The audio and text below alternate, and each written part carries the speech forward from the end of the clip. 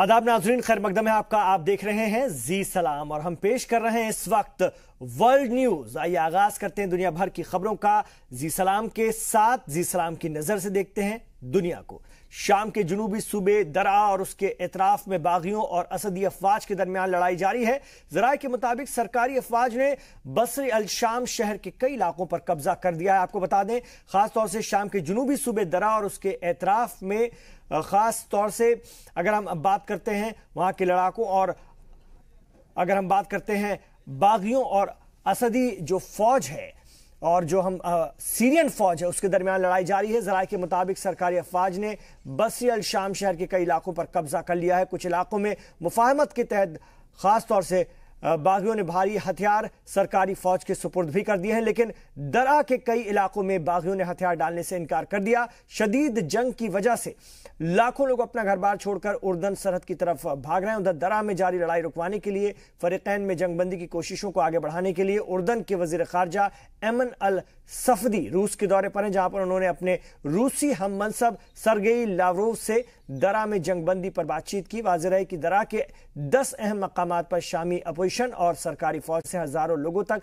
राहत पहुंचाने के लिए अपने 3 सरहदी चेक पोस्ट खोल दिए हैं, जिसके तहत लोगों को खाने पीने की चीजें और अद्वियात मुहैया कराई जा रही है। نحن نتابع بقلق شديد ما يجري على الأرض في جنوب سوريا وهمنا وهدفنا الأساس هو शाम के हालात बहुत तशवीशनाक है। हमारा मानना है कि इस बहरान को बातचीत के जरिए हल किया जाना चाहिए। हम लोग चाहते हैं कि पहले सभी फरीकीन जंगबंदी पर अमल करें, इसके बाद बातचीत के जरिए इस इलाके में इंसानी बहरान को खत्म किया जाए। जैसा कि आप जानते हैं, शाम और ईर्दन सरहद पर लाखों लोग पनाह गुज़ीन हैं जो अपनी जमीन पर वापस नहीं जा सकते। उन्हें मदद की शदीद जरूरत है। ये हमारे इख्तियार में है कि हम उनकी हर मुमकिन मदद करें। من أجل محاصرة هذه الأزمة والحؤول دون تفجرها بشكل।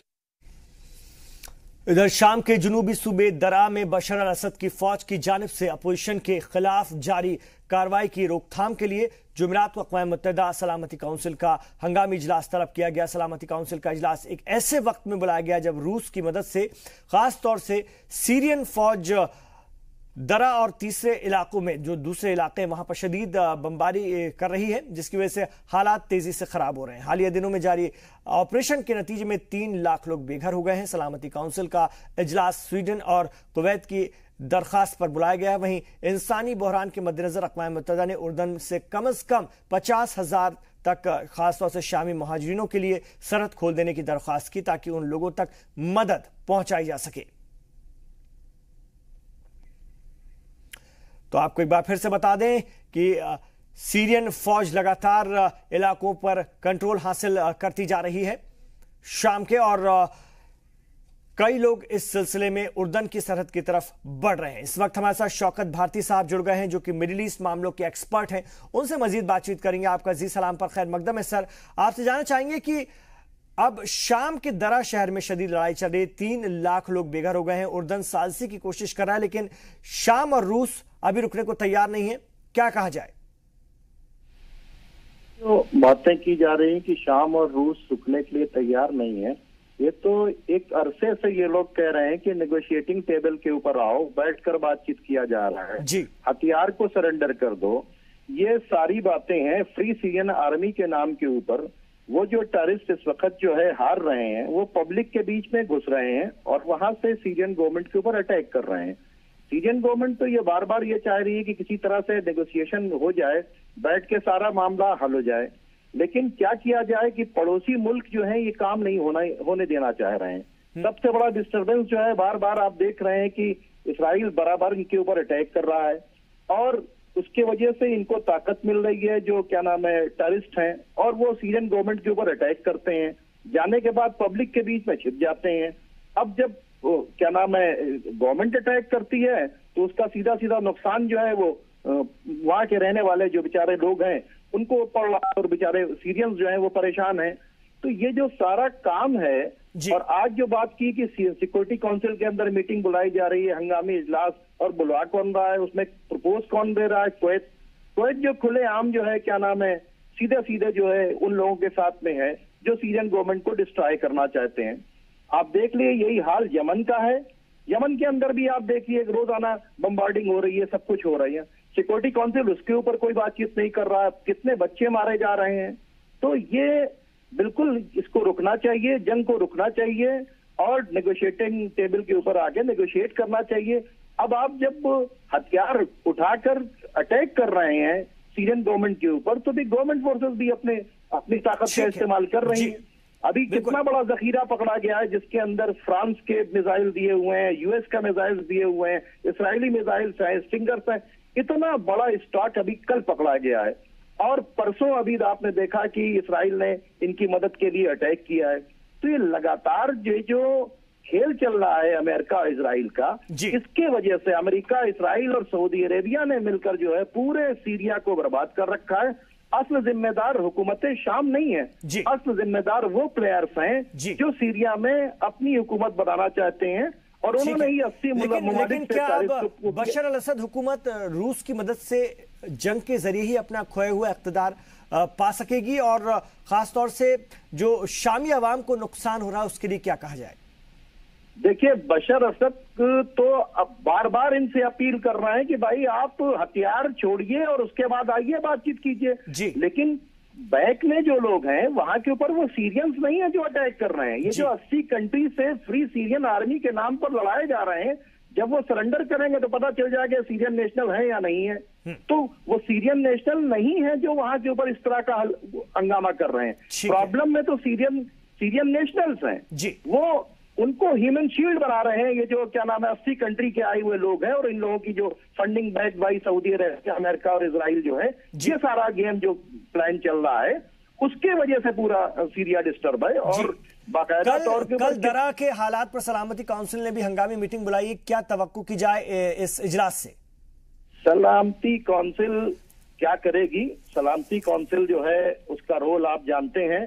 बहरहाल हमारी अगर बातचीत करें कि पूरी कोशिश हो रही है कि इस जंग को रुकना चाहिए और जो बेचारे जो परेशान हैं, जो लोग क्या नाम है अपने अपने घर को छोड़ के जा रहे हैं, उनको मदद मिलनी चाहिए। ठीक है, बहुत शुक्रिया शौकत भारती साहब जी सलाम से जुड़ने के लिए, इस मौजू पर अपनी बात रखने के लिए।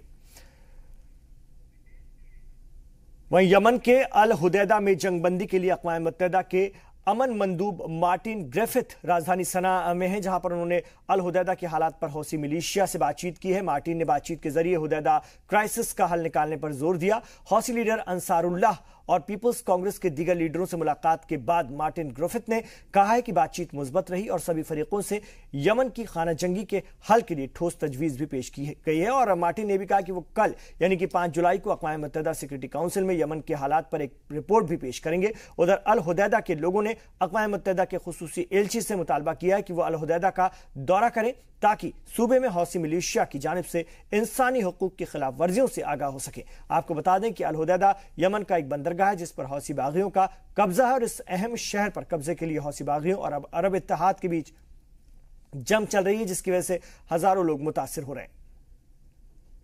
So I would like to thank my hosts here in Sana'a for their warm reception over the last 2 days and during this very critical time in Yemen. During this visit, I've held meetings with the leaders and representatives of Ansar Allah and the General People's Congress. I am greatly reassured by the messages I have received, which have been positive and constructive.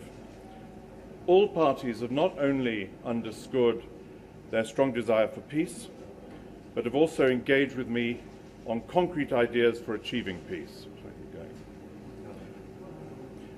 In this regard, I'm especially thankful to Abdul Malik Al-Houthi, who I met yesterday, for his support and the fruitful discussion we held. उधर अक़वाम मुत्तहिदा हुकूक इंसानी commission ने इंकशाफ किया है कि मुत्तहिदा अरब अमीरात की अफवाज ने यमनी कैदियों के साथ बदसलूकी की है, उन्हें टॉर्चर किया गया और उनके ऊपर जिनसी तशद्दुद की सारी हदें पार कर दी गई हैं। अक़वाम मुत्तहिदा हुकूक़ इंसानी कमीशन के ओहदेदारों ने कहा है कि इस सिलसिले में उन्होंने यूएई हुकूमत से डिटेंशन सेंटर का मुआयना करने की इजाज़त मांगी, लेकिन उन्हें इजाज़त नहीं दी गई। रिपोर्ट के मुताबिक यमनी गार्ड और मुत्तहिदा अरब अमीरात की फौज ने कैदियों के साथ थर्ड डिग्री इस्तेमाल किया और उन्हें जिनसी तौर पर हरासा किया। आपको बता दें कि 2015 से शुरू हुई इस यमन की खाना जंगी में मुत्तहिदा अरब अमीरात की फौज हौसी लड़ाकों के खिलाफ यमनी हुकूमत का साथ दे रही है और इस दौरान हजारों लोग मारे गए हैं और सैकड़ों लोगों को बंदी बनाया गया है।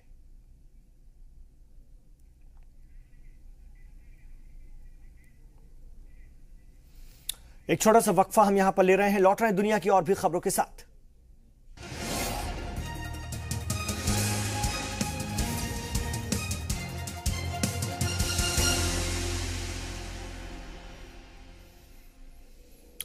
आप देख रहे हैं इस वक्त वर्ल्ड न्यूज। दहशतगर्द तंजीम दाइश के सरबरा अबू बकर अल बगदादी का बेटा हुज़ैफा अल बर्दी शाम में एक फौजी हमले में मारा गया है। दाइश के खबर रसां इदारे अल नशीर न्यूज ने आज इंटरनेट पर जारी एक बयान में कहा है कि अल बगदादी का बेटा हुज़ैफा अल बर्दी ने हमास में तैनात रूसी और शामी फौज के खिलाफ कार्रवाई में अपनी जान दे दी।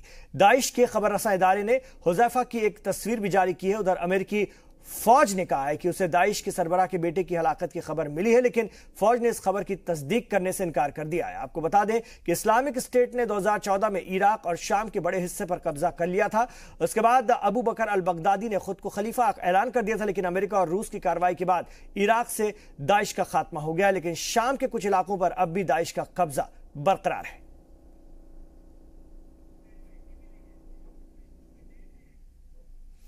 फलस्तीन के खिलाफ इजराइल की जारहाना पॉलिसी जारी है और इजराइल हुकूमत ने मगरबी किनारे के खान अल अहमर बस्तियों को ढाने की कोशिश की, जिसके खिलाफ फलस्तीनियों ने एहतजाज किया। इजरायली फौजियों के साथ झड़प में कई फलस्तीनी जख्मी भी हो गए। फलस्तीनी अवाम का कहना है कि इस गांव में 180 बद्दू फैमिली रहती है जो कि खेती करके और मवेशी पालकर अपना गुजारा कर रही हैं, लेकिन इजराइल इस इलाके में अपनी गैर कानूनी बस्तियां बसाना चाहता है। वहीं फलस्तीन के इलाके गाजा की मशरक़ी सरहद पर मंगल के रोज हजारों खवातीन ने इजराइल के खिलाफ रैली निकाली। इस मौके पर इजरायली फौज ने फलस्तीनी खवातीन के एहतजाज को मुंतशिर करने के लिए उन पर जहरीली आंसू गैस की शेलिंग की, जिसके नतीजे में दर्जनों खवातीन जख्मी हो गई।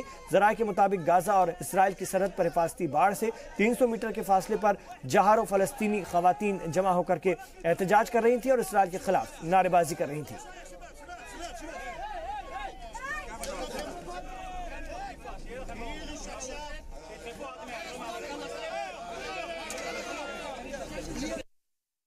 Else in the international community has called upon the Israeli government to refrain and to revoke the orders of demolishing Abu Nuwar area and Khan al-Ahmar.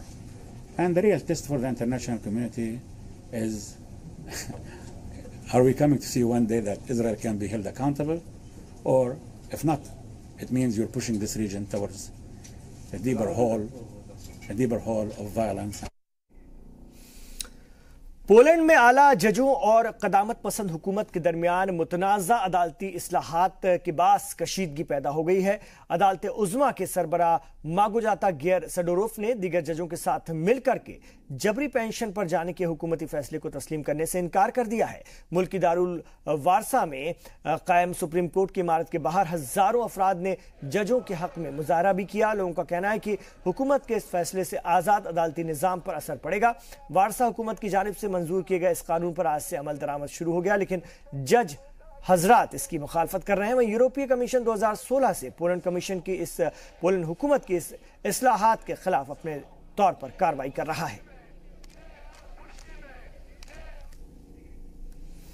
इधर जर्मन चांसलर एंजेला मार्केल ने इमिग्रेशन के मुद्दे पर भले ही मखलूत हुकूमत बचा ली हो, लेकिन उनकी सरकार को हिमायत दे रही सोशल डेमोक्रेटिक पार्टी मार्केल की पॉलिसी से इत्तेफाक नहीं रखती। सोशल डेमोक्रेटिक पार्टी ने सियासी पनाह के कवानीन को सख्त करने के हवाले से अपना मौक़िफ़ वाज़ेह कर दिया है। एसपीडी के मुताबिक वो ऐसे मराकज़ के खिलाफ है जहां हफ्तों तक मुहाजिरीन को हिरासत में रखा जाए, लेकिन तहफ़्फ़ुज़ात के बावजूद एसपीडी किसी भी इत्तेफाक राय से इस मसले का हल चाहते हैं। वाज़ेह है कि गुज़िश्ता रोज़ चांसलर एंजेला मार्केल की जमात CDU और वज़ीर दाखिला होस्ट सीहोफेर की पार्टी CSU के बीच जर्मनी की सरहदों पर मुहाजिरीन के मराकज़ कायम करने पर इत्तेफाक हुआ था और ये तीनों जमातें मखलूत हुकूमत में शामिल हैं।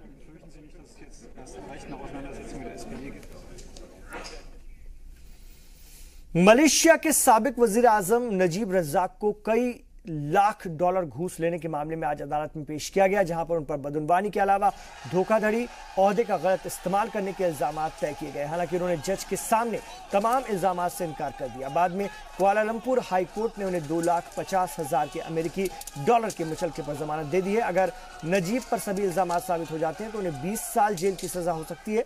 वाज़ेह है कि इंसदादे बदनवानी महकमे ने कल 64 साल के नजीब को उनके घर से गिरफ्तार किया था। नजीब की जायदाद से जुड़े कई ठिकानों पर हाल ही के हफ्तों में छापेमारी की गई, जिसमें कि 27.3 करोड़ डॉलर की लग्जरी सामान जब्त किए गए हैं। आपको बता दें कि 2009 में नजीब के जरिए कायम की गई 1 MBD फंड में बदनवानी और मनी लॉन्ड्रिंग के केस की जांच लगभग 6 ममालिक में चल रही है, जिनमें करोड़ों डॉलर के गबन का इंकशाफ हुआ है।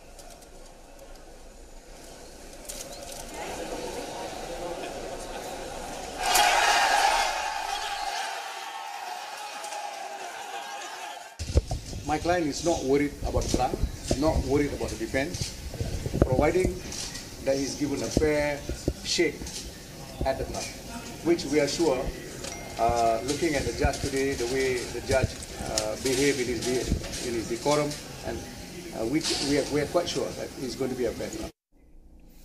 बर्तानिया के शहर सिलिसबरी में 2 अफराद को एक नामालूम मादे के साथ राब्ते में आने के बाद अस्पताल में भर्ती कराया गया है। पुलिस ने बताया कि दोनों की हालत तशवीशनाक बनी हुई है। यह वाकया उस मकाम से थोड़ी ही दूरी पर हुआ जहां पर रूस के साबिक जासूस सरगेई स्क्रिपल और उनकी बेटी को जहर दिया गया था। विल्टशायर पुलिस ने कहा कि दोनों मरीजों का एक नामालूम शहर से राब्ते में आने के चलते फिलहाल सिलिसबरी अस्पताल में इलाज कराया जा रहा है। पुलिस के मुताबिक एक खातून और मर्द 30 जून को अमेजबरी गांव के एक घर में बेहोशी की हालत में मिले थे। ये गांव सिलिसबरी से कुछ ही किलोमीटर की दूरी पर वाक़ है। वाज़ेह है कि मार्च में साबिक जासूस सरगेई और यूलिया स्क्रिपल सिलिसबरी में एक बेंच पर बेसुध मिले थे, जिसके बाद बर्तानिया ने इस हमले की जिम्मेदारी रूस पर आयद की थी और दोनों मुल्कों के रिश्तों में कशीदगी पैदा हो गई थी। वक्त है एक छोटे से वक्फे का। लौट रहे हैं दुनिया की और भी खबरों के साथ। आप देखते रहिए वर्ल्ड न्यूज।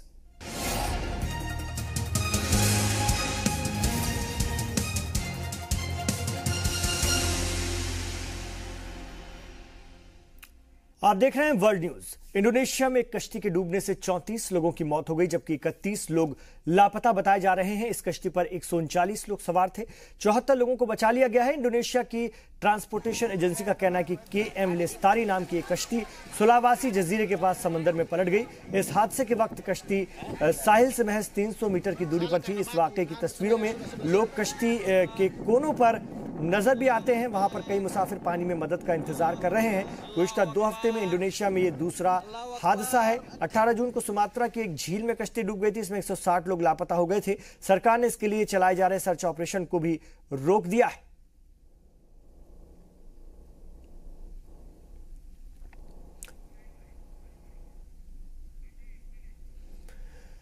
थाईलैंड की एक गार में फंसे नौजवान फुटबॉल टीम के का एक नया वीडियो सामने आया, जिसमें दिख रहा है कि सभी बच्चे ठीक हैं और हंस भी रहे हैं। लापता होने के 9 दिन बाद गोताखोरों ने उनका पता लगा लिया है। थाईलैंड की नेवी सील के फुटेज में 12 मेंबर्स की टीम में से 11 नजर आ रहे हैं और इनमें से हर एक कैमरे के सामने रवायती थाई अंदाज में शुक्रिया अदा कर रहे हैं। वो खुद का नाम बताते हुए कहते हैं कि वो ठीक हैं। कैमरे में नजर आने वाले कई लड़के सर्दी से बचने के लिए कंबल पहने हुए हैं और उनके साथ मुस्कुरा रहा गोताखोर भी है। इन बच्चों को गार से निकालने के लिए थाईलैंड हुकूमत कोशिश कर रही है। माहिरीन का कहना है कि यह गार समुद्री सतह से 1 किलोमीटर अंदर है, जहां पर शदीद बारिश की वजह से पानी भर गया है। माहिरीन का कहना है कि इन बच्चों को गार से निकालने में महीनों लग सकते हैं और गार में खाने पीने की चीजें और दवाइयां भी पहुंचा दी गई हैं। इन बच्चों को गोताखोरी की ट्रेनिंग भी दी जा रही है ताकि वो जल्द बाहर आ सके।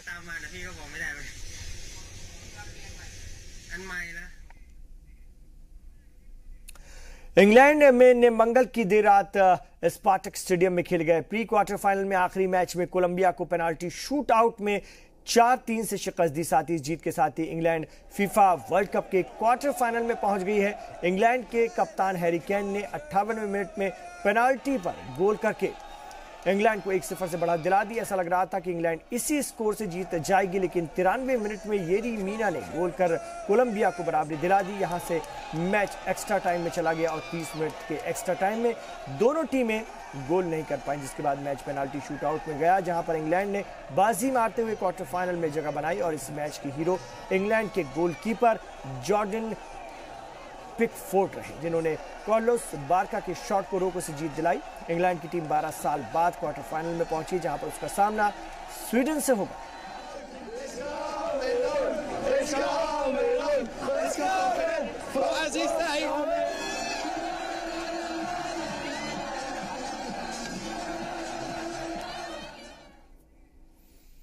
वहीं इससे कबल एक दूसरे प्री क्वार्टर फाइनल में स्वीडन ने स्विट्जरलैंड को 1-0 से हरा दिया। पहले हाफ के बाद दोनों टीमें गोल रहित बराबरी पर थीं। खेल के 66वें मिनट में स्वीडन ने फोर्सबर्ग के गोल से 1-0 की बढ़त बना ली, जो कि आखिर में जीत में तब्दील हो गई। और जीत के साथ ही स्वीडन 1994 के बाद पहली बार क्वार्टर फाइनल में पहुंच गया। उम्मीद के बरअक्स स्विट्जरलैंड ने शुरुआत में जारहाना खेल से स्वीडन डिफेंस को दबाव में रखा और आधे घंटे के खेल में कोई भी टीम गोल बनाने में कामयाब नहीं हो पाई थी। 31वें मिनट में स्वीडन के लास्टिन को रेफरी ने गलत टैकल के लिए येलो कार्ड दिखाया। जल्द ही स्विट्जरलैंड को फ्री किक मिली, लेकिन रॉड्रिक्स मौके को भुना नहीं पाया और पहले हाफ के बाद दोनों टीमें गोल रहित बराबरी पर थी। लेकिन 66वें मिनट में 26 साल के स्टार खिलाड़ी एमिल फोर्सबर्ग ने शानदार किक के साथ टारगेट पर निशाना साधा, लेकिन गेंद स्विट्जरलैंड के खिलाड़ी के पांव से लगकर गोल के अंदर चली गई। और आखिरी लम्हों में स्विट्जरलैंड ने कुछ कोशिश जरूर की, लेकिन वो कामयाब नहीं हुए और आखिरकार स्वीडन ने ये मैच 1-0 से जीत लिया।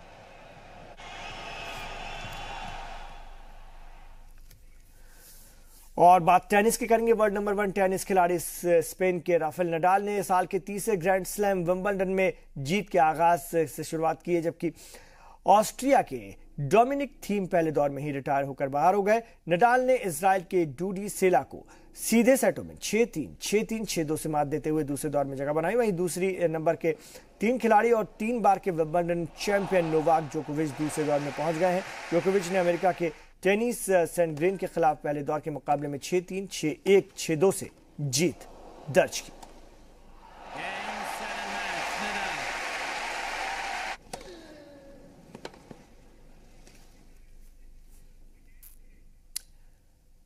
तो वर्ल्ड न्यूज में अभी इतना ही, लेकिन जी सलाम पर जारी है खबरों का ये सफर। आप देखते रहिए जी सलाम।